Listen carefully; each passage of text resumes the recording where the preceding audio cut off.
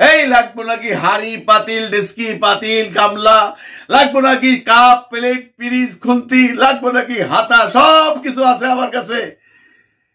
ফেরিওয়ালা ঢাকা শহরে বা অন্যান্য শহরে দেখবেন কিছু ফেরিওয়ালা আছে, তার কাছে সব কিছুই আছে। রান্না বান্নার যত জিনিস দরকার, খাওয়া দাওয়ার যত জিনিস দরকার, কাপ প্লেট পিরিজ থালা বাসন হান্ডি পাতিল খান্তি যা আছে সব আছে।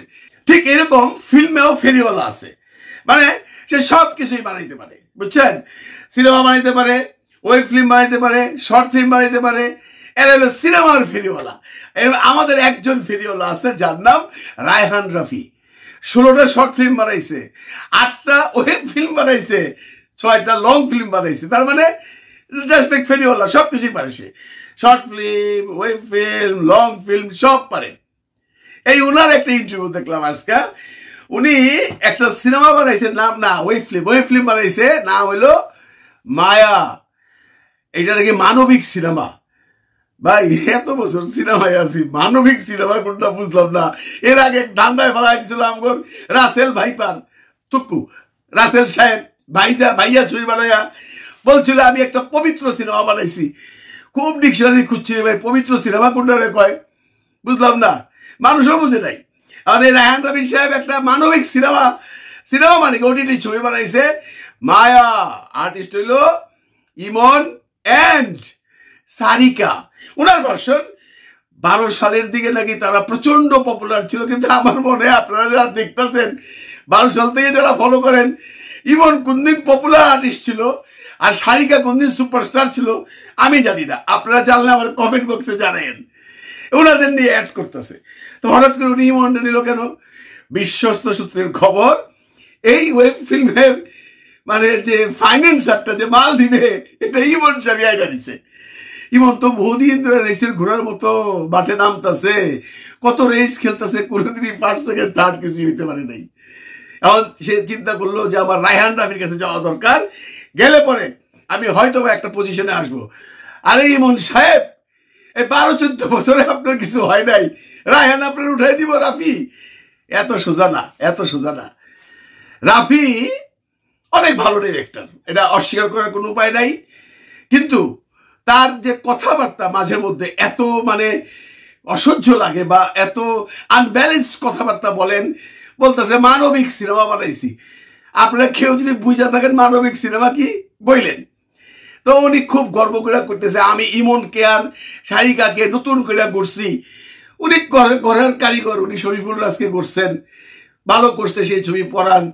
তারপরে উনি বানাইছে আপনি সিয়ামকে দিয়া কি দহন না যেত কি, সেটাও ভালো গেছে। পুরামন 2 সেটাও ভালো গেছে। তারপরে তো আপনার সুরঙ্গ ভালো। আর প্রত্যেকটার পিছনে, এই ভালোর পিছনে একটা বড় বড় কারণ আছে, কিন্তু যত ভালোই করছেন শেষ ভালো তার সব ভালো যান। আপনার শেষ ভালো হইল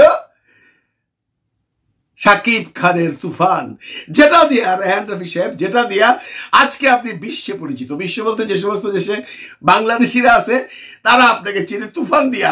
এর আগে আপনি পরাণ দিয়া বিশ্ববাসী চিনে নাই, আপনার সুরঙ্গ দিয়েও চিনে নাই, ওইগুলো বাইরে এমন চলে নাই। কিন্তু তুফান এমন একটা দেশ নাই যেখানে বাংলাদেশিরা আছে, যেখানে হিট করে নাই এবং আপনার নাম ডাক হয় নাই। সেই নাম ডাকটা আপনি এখন রাখতে পারলেন না। আমি আপনি একটা প্রশ্ন করি রাফি সাহেব, এই যে ইডলি কুমার আছে যে জওয়ানের ডিরেক্টর, ও তো জওয়ানের পরে কোনো ছবি পায় নাই, ও কি ওই ফিল্মে গেছে?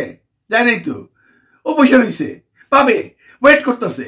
আপনি এখন ওই তুফান হওয়ার পরে যে নামটা কামাইছেন, এখন আপনি ওই ফিল্মে গেছেন। এই মায়া তো বানাইছেন বহুত আগে, আপনি নিজেই বলছেন। হ্যাঁ, এতদিন রিলিজ করেন নাই, সাহস পান নাই। এখন ওই যে সাকিবরে দিয়ে যে আপনি বানাইছিলেন তুফান, ওইটার সুনামটা দিয়ে এটা পার করতে চান এবং মানবিক ছবি বইলা মানুষকে আকর্ষিত করতে চান। আপনার ছবিগুলা বা ওয়েব ফিল্মগুলা যদি আমরা দেখি, যে জানোয়ার নামে একটা বানাইছে বন্ধুরা, আপনারা যারা দেখছেন আপনারা একটু ঠান্ডা মাথায় চিন্তা করেন, 12টা রেপ আছে না কয়টা রেপ আছে। এটা যদি ফিল্ম হইতো জীবনেও রিলিজ হইতো না, জীবনেও রিলিজ হইতো না। কারণ এত রেপ কোনো সিনেমায় দেখায় এবং নৃশংস রেপ পাবলিক দেখছে, ওইটা গেছেন ওইদিকে। তারপরে তুফান, সাকিব খান হলো মেইন, সাকিব ছাড়া তুফান হইতো না, বাংলাদেশের সবাই জানে। এই তুফান দিয়া আপনি যে নামটা কামাইছেন, আপনি ওই জায়গায় থাকেন না ভাই, এখনো ফেরিওয়ালাগিরি করতে হইব, এখনো কান্দের মধ্যে বইয়া হান্ডি পাতিল ব্যস্ত হইব, মানে সব ধরনের জিনিস বানাইতে হইব। বঙ্গ কিন্তু রাফিরা দিয়া আরেকটা ফিল্ম বানাইতেছে ব্ল্যাক মানি, যেটা ওই যে কেলেঙ্কারি আমাদের এই তোমা মির্জার সাথে যে লাগছে এখন এই বঙ্গর এই ছবিটা নিয়ে। এই ছবিটাতে কিন্তু তোমা মির্জা থাকার কথা ছিল। রাফি এখন তোমাকে আর ভালো লাগে না, সে কোনো কারণেই হোক, বুঝতেই পারেন। এখন উনি ওই যে আরেকটা তানজিন তিশাকে নিছেন, এবং বাজারের ঘটনা আছে উনি প্রেম করতেই পারে ভাই, এত বড় একজন ডিরেক্টর, তার সাথে সব খেতে প্রেম করতে চায়। উনি এখন তানজিন তিশার সাথে আছেন। আপনি এত বড় একজন ডিরেক্টর, আপনি এখন সিনেমা বানাবেন, অনলি সিনেমা বানাবেন, বিগ ফিল্ম বানাবেন। যতই বলুক রাফি যে তুফান 2 হবে, এগুলা চাপাবাজি, 100% চাপাবাজি। আমি আগের ব্লগে বলছি, লেখা রাখেন তুফান 2 হবে না। ওই ফাইন্যান্সই নাই রাফির কাছে। এখন রাফি এখন দৌড়াইতেছে ফেরিওয়ালার মতো, ওয়েব ফিল্ম, শর্ট ফিল্ম, যা পাইতেছে তাই করতেছে। করবো না বা কেন? মার্সিডিজ চালায় ভাই, মার্সিডিজের ড্রাইভারের বেতন বলে 30,000 টাকা, এবং ড্রাইভার নাকি স্যুট ছাড়া গাড়িতে বসতে পারে না। শুনি জানি না, ড্রাইভার সাহেব স্যুট পরে বসে, রাফি সাহেব নর্মাল শার্ট গেঞ্জি পরে উঠে। মার্সিডিজ তো আফটার অল, তাই না? আর একটা প্রেস্টিজ আছে, তো খরচ বাড়ায়া ফেলাইছে। আগে যেমন তোমা মির্জার সাথে একটা সম্পর্ক ছিল তার, আমরা সবাই জানি, ইন্ডাস্ট্রির সবাই জানে, সে যতভাবেই বলুক আমাদেরকে, যতভাবেই বুঝাক যে আমি তো আমার বান্ধবী বা বন্ধু ছিলাম, হবে না, পাবলিক খাবে না রাফি সাহেব। কারণ যে সমস্ত ছবি ভাইরাল হয়েছে ওগুলা বন্ধুর ছবি না, ওগুলা প্রেমিকার ছবি। যাক, এতদিন প্রেমিকার সাথে ছিল, খরচপাতিও একটু কম ছিল, এখন তো খরচপাতিও বাইরে গেছে ভাই। মার্সিডিজের ড্রাইভারের বেতন, নিজের খরচ, টাকা লাগবে তো, টাকা লাগতে তো ফেরিওয়ালাগিরি করতেই হবে। সব ধরনের মাল বেচতে হবে তার দোকানে, এক ধরনের মাল বেচতে তো কাস্টমার আইব না। এই উনি ফেরিওয়ালা হয়ে গেছেন, ভালো কথা। এখন আমার প্রশ্ন হলো, রাফি সাহেব আপনি যে এই যে মানবিক ছবিটা বানাইছেন, আপনি কি মনে করেন এটা খুব ভালো যাবো? ছবি বানাই ভালো যাবো? যাবে না। আপনি যত ভালো করেই বানান, আপনার সাথে স্টারে মিল ছিল শাকিব খানের। আপনাকে আল্লাহ তাআলা শাকিব খান দিছিল, শাকিব খানের দিয়া পয়সা দিছে, শাকিব খানের দিয়ে সম্মান দিছে। এইসব ফেরিওয়ালাগিরি ছাইরা একটা ভালো প্রডিউসার ধরেন, শাকিবের সাথে সিনেমা বানান। যদি আপনি এই লাইনে থিত হইয়া থাকতে চান, আর যদি সাগরের ফেনার মতো ভাইসা যাবো, তাহলে অন্য জিনিস। কারণ আপনাকে মনে রাখতে হবে, একজন এত বড় ডিরেক্টর কখনো যায় ওয়েব ফিল্ম বানায় না।